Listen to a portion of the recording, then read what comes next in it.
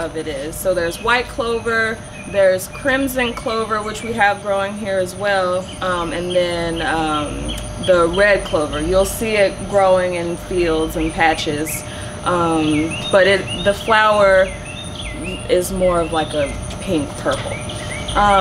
Red clover is used a lot in farming. It's more so used in large-scale farming than it is small gardening, but it's such a great herb, I thought I'd include it anyway. It's used as feed for the cattle. It's also a great cover crop, so whenever you strip your row, you want to make sure you put down a cover crop because you don't want to leave the soil bare. That's just how you invite weeds and other things like that. And you always want to just keep stuff growing. It adds nutrients to the soil. Clover in particular adds nitrogen to the soil, so it's very beneficial in that way. As far as planting times, from what I understand, you can really grow it at different times of the year, just depending on what you're using it for. Like if you want to use it as a cover crop, you'll grow it at one time. If you're wanting to use it more so for its nutrient building or soil nutrient building properties, you can grow it at another time. But it's a pretty, you can grow it whenever pretty much. And red clover is really, really great for women.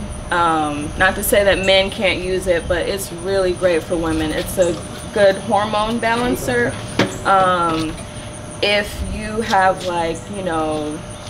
menstrual issues, if you have like heavy bleeding, really bad cramps, things like that, it's really a great hormone balancer in that way. It also has anti-cancer properties. So it's, I think more specifically with breast cancer, but it does have anti-cancer properties. And if you're gonna, so this is, I made an infusion, which means it's not just a tea where you steep it for a few minutes. This is something where you'll steep it overnight, and it just really helps to draw out more of the nutrients in it.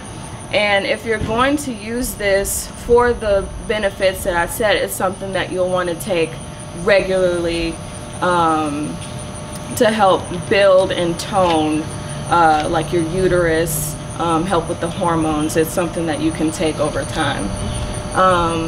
But yeah, I really enjoy red clover. I try to take it, I'll drink it like the week before and the week of my menstrual cycle, and it just, like, I don't have bad cramps, don't really get the headaches, so it's really great for women, and yeah, I highly recommend it.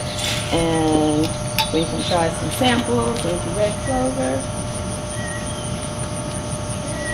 Are we asking a question at the end, or no? You can ask questions. Okay. When you say steep, I think I'm doing mine wrong. I have this loose teeth, and I keep forgetting to get cheesecloth, when I go.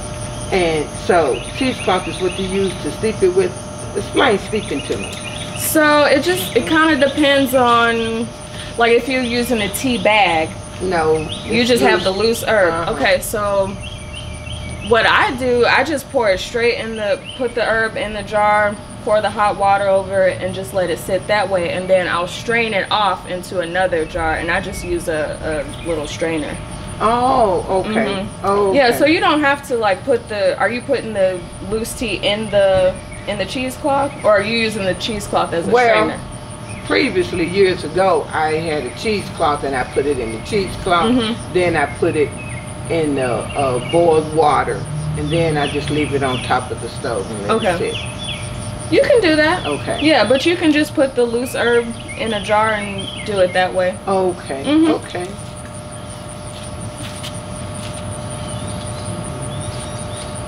Yeah, this one, and with any of the teas, you can drink them hot, you can drink them cold. I really like this one cold, and I'll put some honey and a little bit of lemon in it. It kind of tastes like sweet tea a little bit if you do it that way. And what kind is that? This is the red clover. Red clover. Okay. And you getting these herbs where? Most of them I get from... You growing?